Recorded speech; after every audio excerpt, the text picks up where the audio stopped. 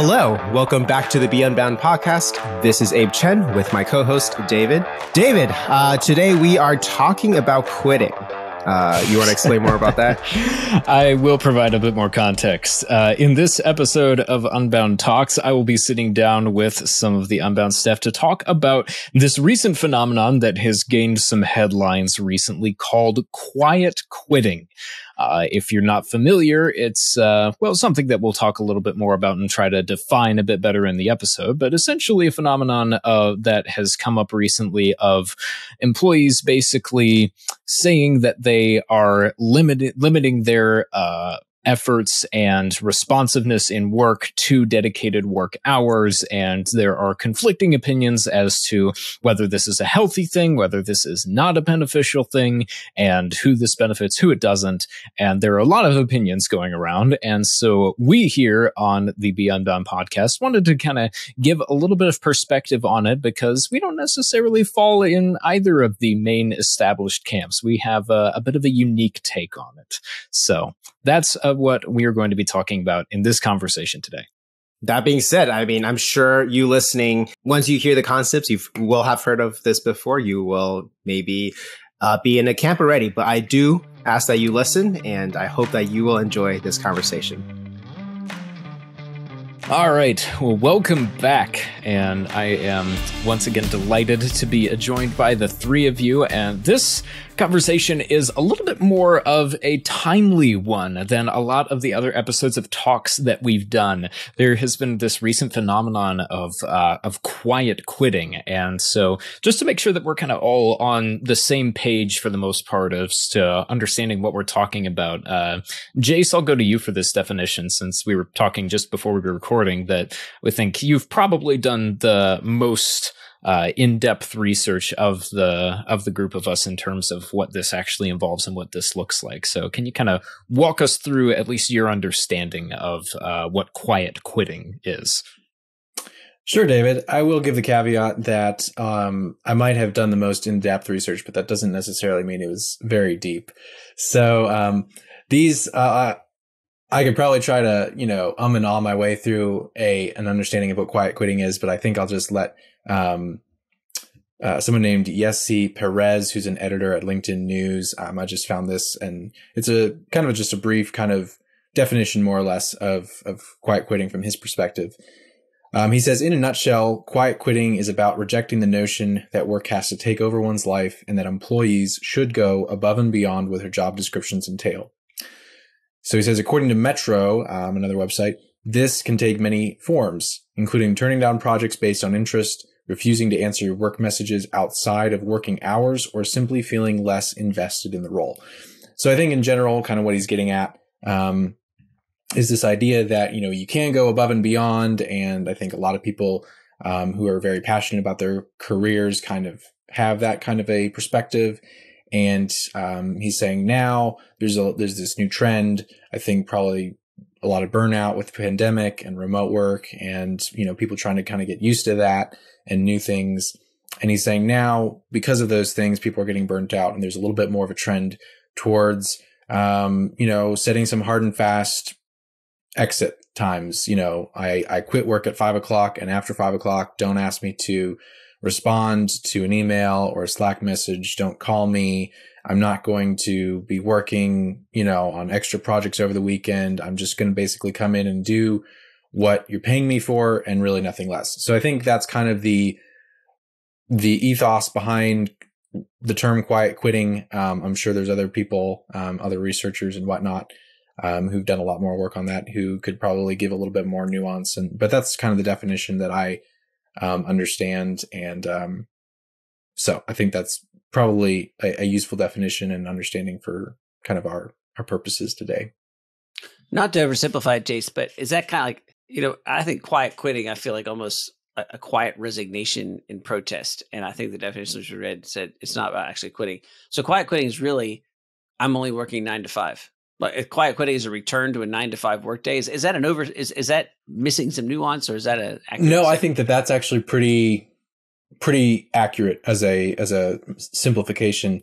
I think the idea of quiet quitting, like you said, is resignation. The idea here is not that you're quitting your job, but that you are pulling back, kind of back to the original boundaries or the original parameters that you had at the beginning. So maybe that's a better way of kind of describing it. But yeah, I think your simple definition of I'm working 9 to 5 and I'm doing what you're paying me for, that's in my job description. And beyond that, I'm not going to get involved. I think that's probably a great way to. So it's work without the above and beyond. It's 9 to 5, no overtime. Yeah. Kind of deal. I think, yeah, no overtime in a time management sense, but I think also maybe in some cases also more of a mindset as well, where I'm going to work 9 to 5, but I'm not going to go above and beyond, either in terms of spending more time working or just going above and beyond the duties that have been assigned to me. Yeah. So now that we've kind of gained a little bit more of an understanding, I'd just love to get some just initial thoughts from each of you on what you think might be some of the causes behind this trend, and just sort of your initial thoughts and reactions to the fact that this is becoming something that is a more recognized occurrence that is happening, and especially from the perspective of a lot of employers, a big issue for them. I'll jump in here, David, for a sec. I was just a day or two ago having a conversation with some friends about higher levels of depression and mental health issues and different things in younger generations. And so that's obviously much bigger than and outside of this particular issue. But I think it is interesting that there are some correlations, and we were talking about the trend of trying to find meaning in so many different things, almost like, playing a game of existential whack-a-mole, that you're trying to find something to ground yourself and to give yourself meaning. And if you don't have a deeper sense of why you're here and who you are, then you're going to try and find those things in different elements, different priorities, different values. And I think we see that generationally too. We also see a lot of pushback generation to generation in terms of, this generation really prioritized this. Well, that didn't work for them, so let me try the opposite. Oh, that doesn't work, so the next generation tries something different. And there's kind of some pushback in there too. But on this note, it's an interesting trend following so much the whole, Instagram, work from the beach, do whatever you want, find something that gives you meaning. Like there was, I think, a large number of young adults who sought to find meaning in work and still do. And finding that doesn't work either. Do I think that's the only thing behind this? Not remotely, but I do think it's an interesting correlation to everything that's going on with this. If you find that you want meaning in work and it doesn't provide, then naturally you're going to kick back and say, okay, well, that didn't work. Let me try and find something else. So that may be part of it. Just kind of an interesting side tangent that we felt like tied into this. Yeah, I would agree with that, Victoria. Couple of things. First of all, just as a note, more of a housekeeping note, I just did a quick Google search and I realized that the Mr. Perez that I quoted earlier is actually a Ms. Perez. So I want to set the record straight on that for anyone listening who's fact checking us. But then to your question, David, I think the pandemic, obviously had a lot of people working remotely and kind of transitioning to working at home or working remotely when they had been working in an office. And I think just the nature of that work there's been a transition there, and there's been a lot of burnout where people have all of a sudden found that they're working and living in the 21st century where you do have the ability to really work anytime and anywhere you want to. And so they're kind of trying to wrestle with that and to kind of realign some priorities and some habits with that, whereas they were kind of thrust into it by necessity during the pandemic, and they didn't really have time to make some really conscious choices about how to implement that transition. Now they're kind of going, okay, while I was thrust into this, I didn't ever have the chance to actually optimize my work environment. And now I'm beginning to realize that I'm kind of a slave to the phone. I'm a slave to the email. I'm kind of chained to that, and I can't mentally kind of step out where I used to be able to. I had a commute to and from the office where I could kind of decompress and leave work at work. And now I think now that work has kind of become, for a lot of people, at least in the knowledge economy, has become something that, you can do anywhere, at any time. People are kind of struggling to, I think, catch up to, let their habits and mindset catch up to that. So that might also be kind of an underlying cause. I'm going to take the grumpy old person's kind of take on this. And I'm like listening to this and looking up some of this stuff. And this is a bit of a new term to me. So I had to do some really fast research on it as well. And I wonder if this is something a little different, which is you have a bunch of people. So the idea, what was the Gallup poll that we quoted before we started recording? Something like Gallup reports that 50% of people are quiet quitting at work or something like that. Here's the part that I don't believe. 50% of people are working. that sounds like that sounds like a really high level to me, right? That implies that 50% of American workers are going above and beyond. I think they're going above and beyond. I just don't think that exists in reality in any of my work experience, nor to take a look at how people love to complain about the people that don't work. Is that likely to have been the experience at any single point in time? And so here's an alternative argument. Here's the alternative argument is nobody was doing any work. That everybody was in an office basically goofing off at the water cooler, and that, a 9-to-5 job got you very little work done, but you could feel like you were doing work. And if you stayed later, you could get credit for staying later and doing work because it looked like you were doing a bunch of stuff by sitting at the office. And then you could go home and you could convince yourself that you weren't working anymore, so you didn't have to work. And then you had to come home to work. And when you came home to work, you were measured by productivity instead of your time sitting at a desk. And all of a sudden, people discovered their productivity was junk, like they were getting nothing done. And so in order to get things done, they had to actually concentrate and really put in the hours and stuff like that. And then all of a sudden, they couldn't get away from it. And now they're annoyed. And so at some level, people are annoyed because they have to work.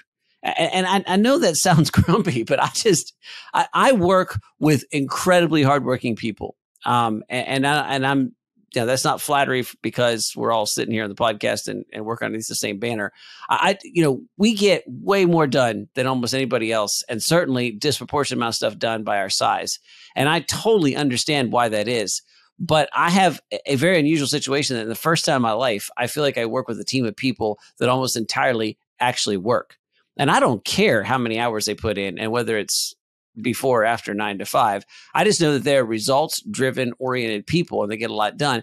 And every other place I've ever worked, there was a few people like that. They quickly got recognized, and most people are just fiddling around. They're not bad people. They think they're working. They're not deliberately trying to be lazy. They're not being antagonistic or insubordinate. They just think they're working when really they're just checking email or pushing papers around or run around to meetings or talking to people. And then they say, I had a really long day. And you say what they do, and they don't know what they did.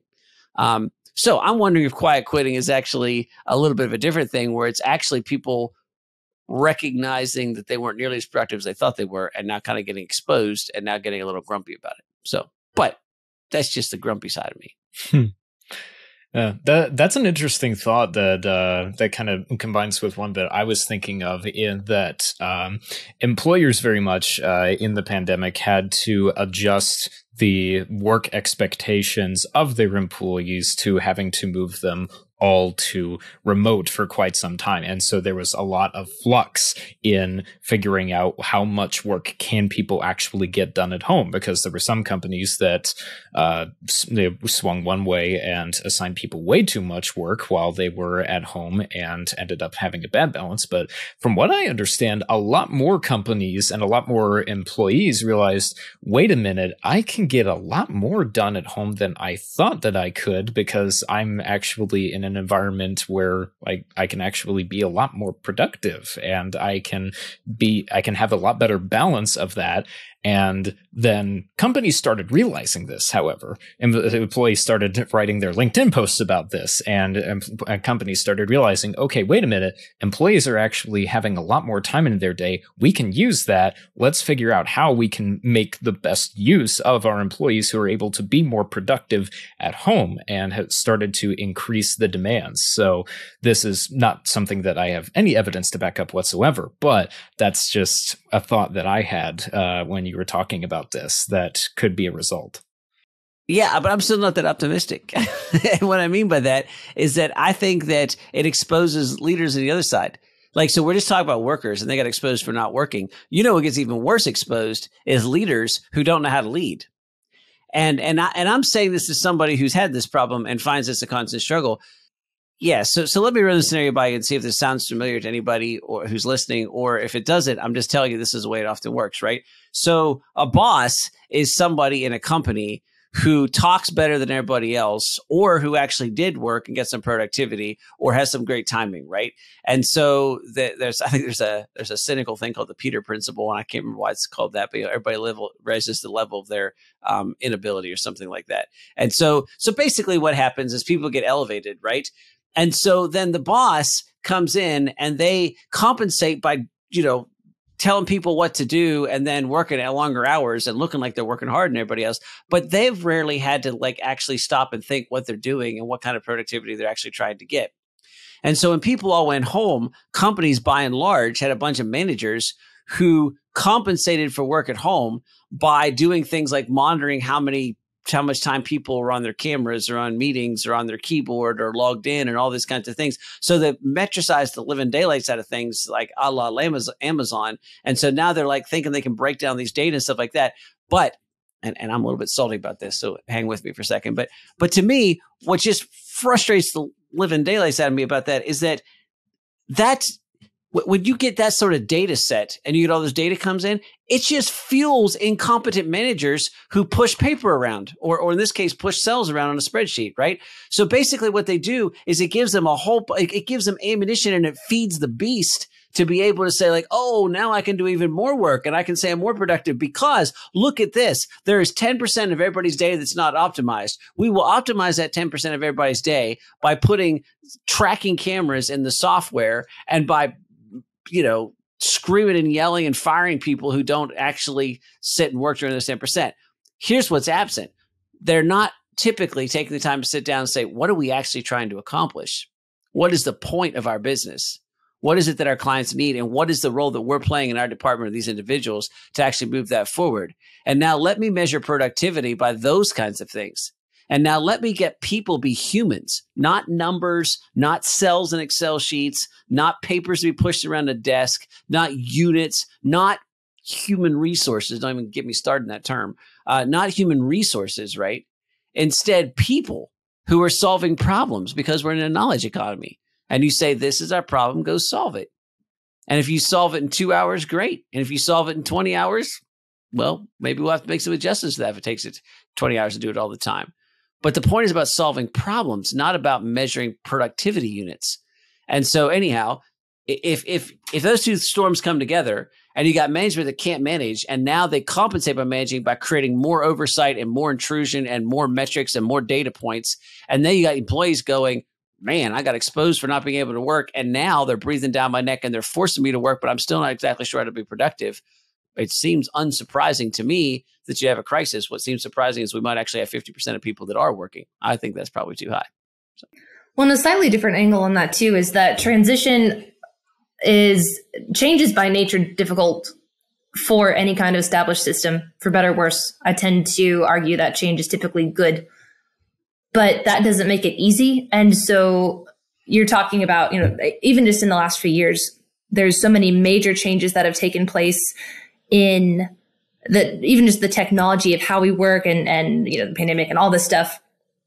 And so I wonder if part of this maybe is more of a knee-jerk reaction to we're trying to use outdated methods to solve a problem, but they're not going to fit. Those puzzle pieces don't fit in the box anymore.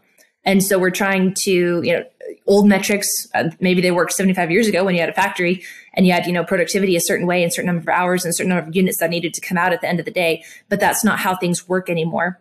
And yet I'm not convinced that in this case, our management techniques, but we haven't changed our game so much. And so that's maybe an interesting challenge for anybody too, is as we face changes and as things get difficult and we come up with situations like this, what's actually at the heart of the thing and what's going to move the needle one way or the other? Are we actually hitting what's deeply going on underneath the surface? And are there other things that we need to change in response to the change? Something that I'm kind of hearing both of you guys say is that time spent working should not be as important to us now as it was 50 years ago. where I think, 50 years ago or even, 50 years ago, but when time spent working meant more output, obviously, yeah, you wanted to work 8 or 9 hours a day. You wanted your employees, if you're the boss, to be working 8 or 9 hours a day, because if they only worked 4, you were getting half of the results you would if they were working 8 or 9. I think now we are living in a kind of environment, an economy, where you can get 8 hours worth of results in 2 hours if you use those 2 hours really wisely. And so it's more about the output and the results and it's not tied directly to time. But we still have, this is what I'm hearing you say, Victoria, we still have that time-based mindset. And so, like you're saying, Jonathan, these managers are trying to find a way to optimize time. They're trying to find a way to, okay, we have, an hour or 2 hours of our employees' day that's not being used. How do we use that? How do we, micromanage that time? And instead, you should be looking at, okay, what is this employee producing? And is that production, is that result moving our goals forward? And I think that's an entirely different way of viewing it, rather than I think how it's been viewed for probably much of history. I think there's a really interesting, I think that's right, Jason. I think there's a really interesting question here that gets much deeper at the heart of what it means to work and to be productive. There's a fascinating kind of confluence of things and ideas and stories here that I want to share with you. So I have a friend whose grandfather is 90 plus years old, and his grandfather remembers when his grandfather got his first tractor. So grew up on a farm, gets a tractor. And so it was very exciting. And he said, we're replacing the horses and, all the efficiencies that come with this and all this. And his grandfather said, there's something that bothers me about this machine. And this guy said, well, what is it? And he said, that tractor has headlights. Now, I just ponder that for a moment. This man was wise enough to say, I've never worked my fields after dark, because that was an impossibility. Technology did not allow me to do so. And so for my entire farming life, I've managed to get all my work done and know that when it got dark, whether it was done or whether it was not, the horses went in the barn and I rested. And now my tractor has headlights, and that excuse is gone. And pretty soon it's going to be standard for everybody to be out here cruising around their fields after dark. Now, I go to church with a lot of farmers, and I was just having conversations with them recently, and they all had stories of baling hay at 2 o'clock in the morning. Take that now and contrast something else. The Amish community still, by and large, makes their money through farming, and they still do it with horses, and they still are able to pay their bills and support their families. And so there's an interesting thing that's happened. A modern farmer thinks it's absolutely impossible to be able to run a farm without massive equipment and big searchlights and hours that go on forever. And yet, in the same neighborhoods, there are other farmers who still manage to feed their families and be economically viable and don't do any of those things. But they have had to change. They have had to find different markets, and they have had to do things. Like there is a substantial difference between the two. But the point is that human innovation has closed that. But if we just follow the technology, we will follow that and race to an ever dwindling set of returns on maximizing every minute, because we have, back to my earlier argument, just like managers, we have not taken the time to back up and ask, what are we really working for? What is the outcome we're trying to produce? And absent that clarity, the only viable answer is more productivity, because more productivity puts up a smokescreen to obscure the fact that we don't know what the heck we're doing. And we hope it's a smokescreen that'll be enough to cover us from a higher boss or a board or our shareholders, or sometimes even the consumers themselves, because we're working really hard. We're doing the best we can. We're putting all the hours in. We're working, right? Yeah, but do we know why? Do we know what we're doing it for? And to Jace's point, here's an argument that I use with our staff. If we primarily produce educational content, do we get better quality content by working 90 hours a week to produce content? And the answer is occasionally. I mean, occasionally it's necessary for us to put in crazy hours, especially for a live event. We put in really insane hours to get stuff done. And David's gone days on end without sleeping to get stuff done on the technical side of things, right?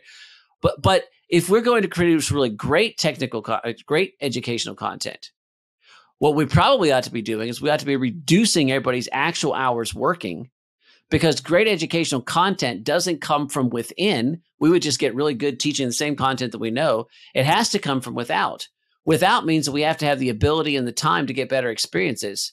So probably the best thing for us to be working towards is if we're only putting in like 20 or 15 hours of actual work, and the rest of that time was spent doing all kinds of other things, leading other things, working in our community, reading books, serving our churches, parenting our children, loving our spouses, all those kinds of things, right? And then all those experiences, we come back and then we take the 15, 20 hours to synthesize that and turn it into the things that actually helps teach other people. But if we don't do those things, we'll eventually wear ourselves out, and then we'll be teaching all from the inside, right? We'll have no new content, and we'll spin faster, and poof, and a puff of smoke will be gone. And so, but that requires us to constantly be thinking about what are we doing it for? And that is a really hard thing to do. Many people won't do it. And if you don't, you eventually get to the point where you're just like, I don't. Quiet quitting at some level is saying, I don't even care. This isn't important. I'm just going to do the bare minimum to get my paycheck, which is basically the essence of somebody's checked out because they have no idea how what they do connects to anything bigger in life. This reminds me of a conversation that we had on a Be Unbound podcast episode. I believe it was season 1 or 2. So if you're really adventurous, you could go back and try and track it down. But we were talking about kind of this idea that, and I think it was an Abraham Lincoln quote of, you know, if you gave me an hour to chop down a tree or whatever, then I would spend the first 45 minutes sharpening my axe or something to that effect. And I think we were talking about it in this kind of context where you're talking about, you know, rather than spending an hour chopping because you think that that's what you're paid to do, is to think about what's the end result that I need to deliver, and then what's the best delivery that I can actually make on that result. And if that actually involves me taking an afternoon off and going and hiking and thinking about something and really wrestling through something mentally so I can come back and, you know, either write a better article or, you know, code a better application or whatever the case may be, whatever you end up doing, then I think we need to have the ability to kind of let ourselves do that and to think through that and to think of it as sharpening our axe before cutting into that tree.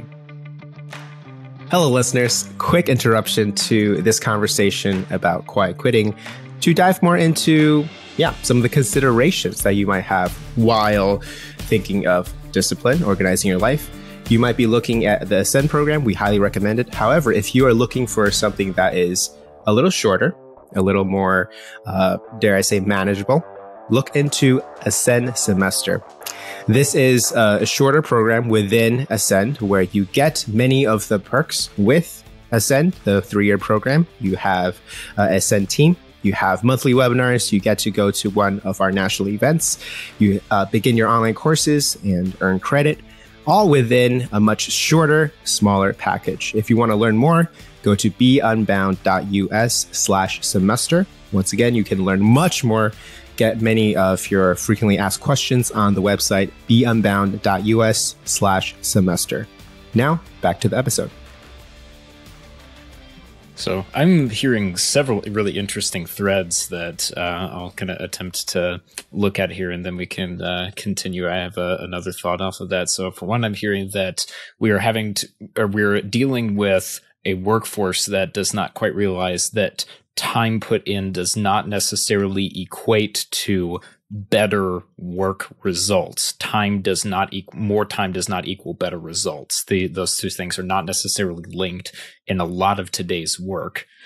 For another thing, it seems like there is, at least in a lot of companies, a lack of vision, a lack of being able to actually connect what people are doing on the day-to-day to what the purpose actually is, what the better work actually looks like. And it also just sounded like there's just, because of that, to an extent, there's a lack of trust between the people who are doing the work and the people who are assigning the work. It's kind of back to your earlier point, Jonathan, where you have managers who aren't going and thinking about why are we doing what we're doing, and you have employees who are saying, well, I'm just checked out, and so I'm not going to do the work, and then this causes this tension in between the two. And so it seems as though there needs to be a complete systematic change in how we think about work now. And just being bold enough and seek clarity to look at why are we working, right? So two thoughts maybe to run here. And direct answer to your question, David, is I think that there's a need to understand what work is for. And as we were sharing before we started this podcast, I think that we fall off the horse both ways. People think it's worth everything or it's worth nothing. And so you'll find people that are, we'll call them workaholics or career climbers or ladder climbers or whatever, who have basically said work is more important. My status and everything that I derive from work is the most important thing in my life. And we all sort of inevitably know they're going for a crash, right? We say things like, it's not what you did, it's blah, blah, blah. At your funeral, nobody remember how many hours you spent at the office. We say all these things because instinctively we know that doesn't make sense. But yet this other one, and maybe they're the quiet quitters who say, I ain't working for the man. I'm not doing this anymore. This doesn't matter. This doesn't care. I'm living for the weekend. I'm living for the evenings, and I'm putting in my time until I get my gold watch and I retire at 65. Well, that's a horrific way to look at how you spend the majority of your day, even if you're just doing 9 to 5, right? And so instead, I think that there's an importance to say, well, what is work for?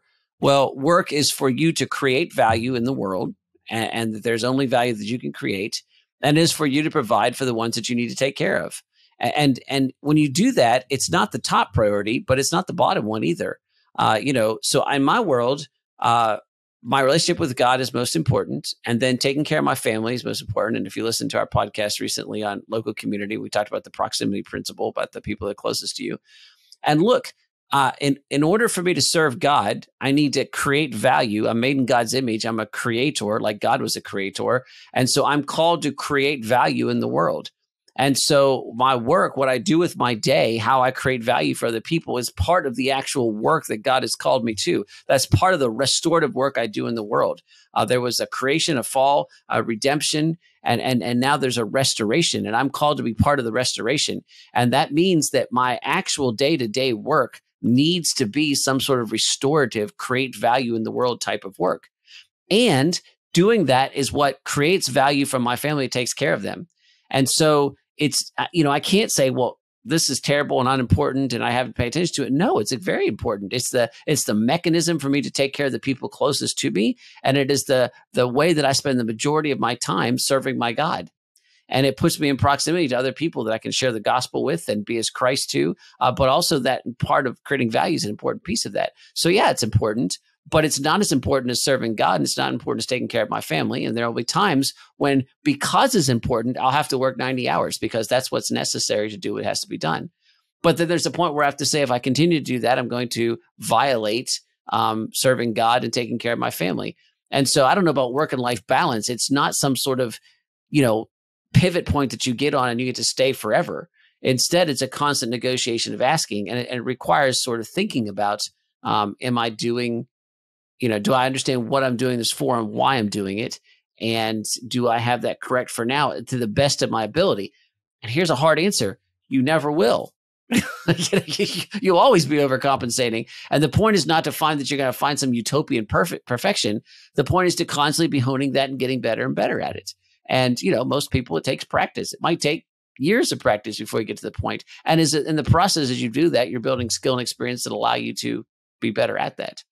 I used to play racquetball with a guy when I worked for the college. And I don't know how old Dr. Shively was at the time I was playing racquetball. He was definitely in his 70s. And so it was hilarious. My friend and I, actually, we played for him before I graduated. So we are running cross country. We're extremely fit. We're in the prime of our life. And we're going to play cutthroat, which is, everybody scores their own, but then it's two people against the person serving when you play racquetball. And so we're expending all this energy. We are gasping for breath. Sweat is dripping from our nose. We're flying all over the court, and we're getting destroyed by this dude that can't run. He's just tottering around the court. It's absolutely embarrassing. And what's happening is that it's a lifetime of experience. When that ball came back to our racket, Dr. Shively knew where the ball was going to land before we hit it. And he was already tottering off to that corner of the court. And then when he got it, he would just dink it and it would fall in the corner and die in a spin right there and almost impossible to return. And he just cleaned Luke and I up. We just got trounced, right? And as we weren't super experienced racquetball players. Clearly, if we've been expert racquetball players and had better fitness, we could beat him. But what's happening here is that here's a man who has, spent an early part of his year running around a court really fast, who now can spend the latter part of his years walking around a court, taking only the shots that matter and be able to win. And that's what happens. You spend part of your life running around like crazy until you start to figure things out. And then you're able to, dial and readjust that as you're now able to figure out where I have to put in the effort to get the results. Yeah, that's a really great example.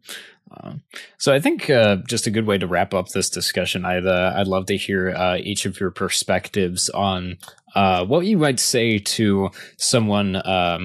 I'd say you can take either approach. If someone is an employer, like a manager in a corporation who's seeing this trend and is concerned about it, or if someone is an employee who feels as though this might start to be them, they might start to feel this need to participate in quiet quitting. What would you say to someone who might find themselves in that situation?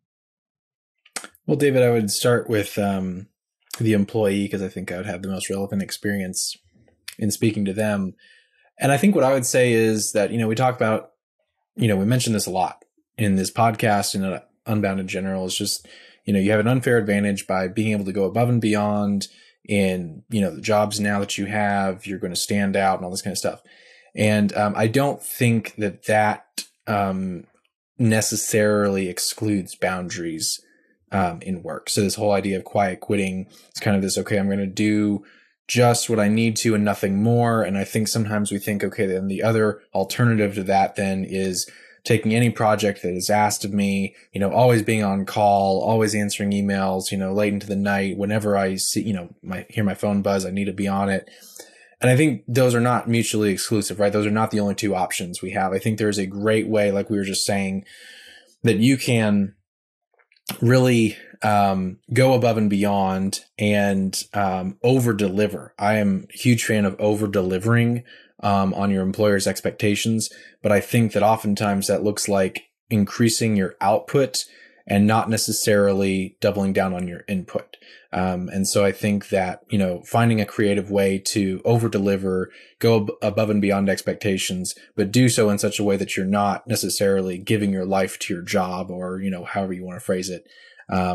Think about that and be creative about that and think, okay, how can I maintain some of these boundaries? How can I continue to let my work occupy the correct and appropriate priority and place in my life, while at the same time over delivering, really being a blessing to my employer, going above and beyond his or her expectations, and really standing out by not just coming across and giving the bare minimum. So that's what I would say to somebody who's maybe feeling like they're a quiet quitter or a soon to be quiet quitter. I think that's really great advice, Jace. And I might add to that, if you're somebody who's kind of wrestling with that desire, for lack of a better word, I would ask why. Like, what's at the root of the fact that you're kind of wanting to follow this trend? Is it because you just don't care about the kind of work you're doing? Is it because you don't have the level of expertise that you want to be able to feel like you are doing something meaningful? Is it because you don't like the environment? Is it because you have, priorities elsewhere? And identifying why it is that you don't care in that particular way about work, I think would be beneficial in terms of then designing your next steps. And so if it's that you just flat out don't care about the kind of work you're doing, maybe find a different job, find something that you do care. Is it that you don't resonate with the values? Okay, maybe you need to have a conversation about that or find something different. Is it that you've been pouring out and not feeling, appreciated and you're just burnt out? Okay, maybe that's a conversation you need to have, or maybe you need different boundaries. But I think there are changes that you can enact in your life to be able to kind of change some of those elements but you have to know what they are in order to be able to do that, which takes a lot of times just sitting down and getting really clear on what's going on beneath the surface for you. And I would agree with all those things, and just add this, which is, your first job is to prioritize work correctly. So harkening back to what I said before, it is not the most important thing in your life, but it's certainly not the least important thing in your life. It is a major part of your life. It is how you deliver value in the world, how you connect with other people, and how you take care of yourself and the ones closest to you. And so that is a significant task, and it's a significant part of why you're here and part of your story. So from that, then I would then go through and ask, how do I deliver value? And so instead of, defining myself as a quiet quitter, I work 9 to 5, or a not quiet quitter, I don't know, what is the opposite of that? A loud stayer? I don't know. And so I'm going to, work overtime or whatever. But, we teach a class to our students called Finding Work That You Love. And in that class, in fact, Victoria and I just taught it maybe last week or the week before last. And we talked about creating value. And we said, here's a set of questions you have to ask. As soon as you get a job, first question, how do I create value for my boss? Somebody hired me. And so how do I make that person's life easier? What did they hire me for? What responsibilities they expect me to take care of, and what things they expect me to do? And so, first question, how do I create value for my boss? Second question, how do I create value for my coworkers? We believe strongly in who, not how. Nobody goes it alone. And you're not going to get anything worth done by doing it by yourself. So you're going to need a team, and you're either leading that team or you need to be a leader. We define a leader as somebody who has influence over other people. So you can have influence even with your peers. And so how do you create value for them? That might mean working some overtime and taking some of the load off of them, or what is it that they need? And then ultimately, how do I provide value for my clients, my customers? What is it that we're actually doing that makes a difference in their lives? What is it what is the value being produced by our company, and how does that interact with our clients and customers? And finally, what is the value for the company? Sometimes companies are creating value for the clients that does not ultimately align with the value that they need for the company. And if you're a kind of employee, who can ask that question and communicate it well, you can be a really valuable employee. If you're doing those things, quiet quitting is irrelevant. Now you're creating real value in the world. You're making a difference. You're likely getting compensated well for it, because you become a very valuable employee. You're fulfilling your mission. You should be satisfied with that. And you're also gaining skill and experience. And if it turns out you don't like the answers to some of those questions, you now know it's time for you to adjust and go someplace where you can be comfortable putting in whatever hours are required to deliver that value. And I would just add personally that in many cases, I would say, and the less time it takes you to deliver that value, the better. And I hope you find a company that recognizes that and allows you to then use that extra time to enhance your ability to create value in those areas. But it starts with prioritizing why work's important, how it fits in your life, and then how does one actually provide value? And then the quiet quitting becomes irrelevant, in my opinion. You won't be in the 50%. You'll probably be in the 0.5%. Honestly, I don't feel like this conversation really needs a summary, because I feel like we all just kind of did it right there. It's fantastic. Guys, we've arrived. We've out-summarized David. So we have provided significant value in this podcast. I don't know how many hours it took putting into it. We're actually a little after 5, so we're not quiet quitters. We are loud stayers at this point. So.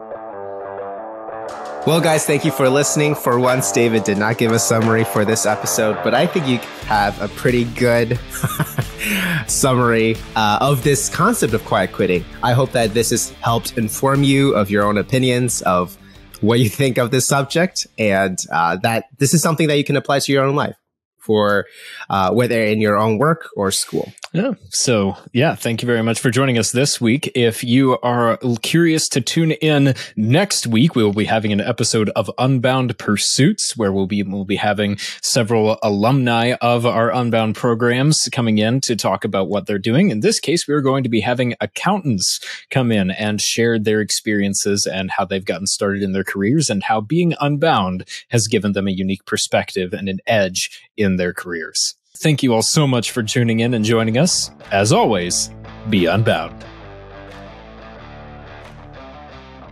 Well, David, thank you as always for a summary at the end. And this is truly a fascinating discussion. You right there. This is the one episode that I didn't do a summary. Yes.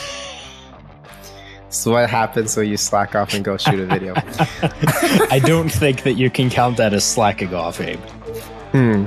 All right, let's try this again.